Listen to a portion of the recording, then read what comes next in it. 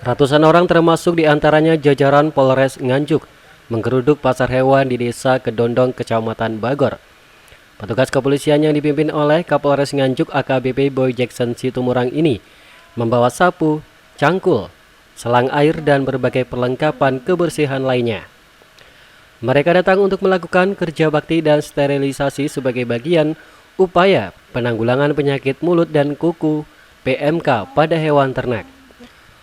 Turut hadir pula PLT Bupati Nganjuk Marhen Jumadi serta Forkompimda dan lainnya. Pasar hewan merupakan tempat paling rawan tersebarnya PMK. Hari ini melakukan kerja bakti pembersihan dan melakukan penyemprotan disinfektan agar pasar hewan ini steril. Menurut Kapolres, kerja bakti yang dilakukan ini untuk menyongsong Hari Bayangkara ke-76 pada 1 Juli mendatang, yang merupakan satu dari serangkaian upaya dan keseriusan Polres Nganjuk menanggulangi PMK. Semua ini dilakukan demi kepentingan masyarakat, terlebih mengingat Idul Adha sudah semakin dekat. Pihaknya bersama Pemkab Nganjuk telah menerapkan berbagai strategi guna menangkal wabah yang menyerang ribuan sapi di Jawa Timur tersebut.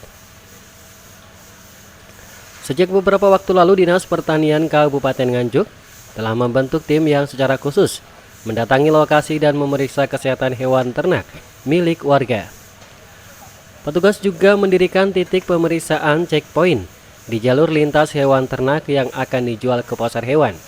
Apabila ditemukan hewan yang terindikasi dijangkit PMK, akan diperintahkan putar balik ke arah daerah asal.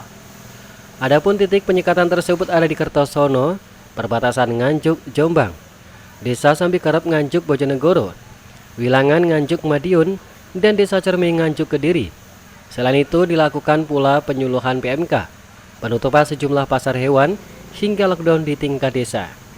Mungkin 1 minggu atau sebelum itu sudah kita, kalau bisa memang sesegera mungkin kita lakukan sehingga keresahan dari masyarakat pun bisa kita minimalisir. Bapak, untuk mengantisipasi Idul Adha itu langkah yang diupayakan apa Pak? Misalkan kan begitu banyaknya peternak yang menjual sapinya ke pasar maupun kebutuhan dari masyarakat sendiri akan daging gimana Pak? Jadi kalau kebutuhan daging sebenarnya kita tidak masalah.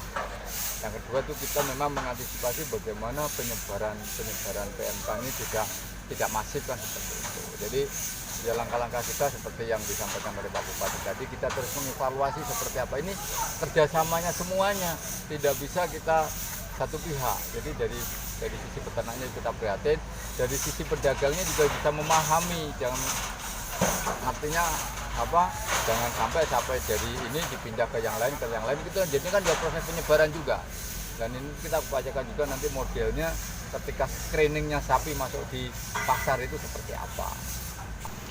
Sementara itu PLT Bupati Nganjuk Marhen Jumadi mengapresiasi langkah-langkah yang dilakukan oleh Kapolres Nganjuk terkait PMK. Pasar hewan Kedondong sudah ditutup selama 2 minggu sejak merebaknya wabah PMK sampai Kabupaten Nganjuk, dan akan dibuka kembali setelah ada hasil evaluasi dari dinas terkait. Nantinya hewan yang dijual di sini harus disertai surat sehat dari Dinas Pertanian agar tidak menimbulkan kekhawatiran masyarakat. Kami juga sementara kepada masyarakat, kalau kondisi hewannya sakit, tolong jangan dijual dulu, kita sembuhkan dulu. Karena apa? Dengan adanya PMK ini, sekali lagi saya juga turun ke lapangan, tanya kepada para peternak, itu memang kurang lebih rugi 3-4 juta, harganya turun.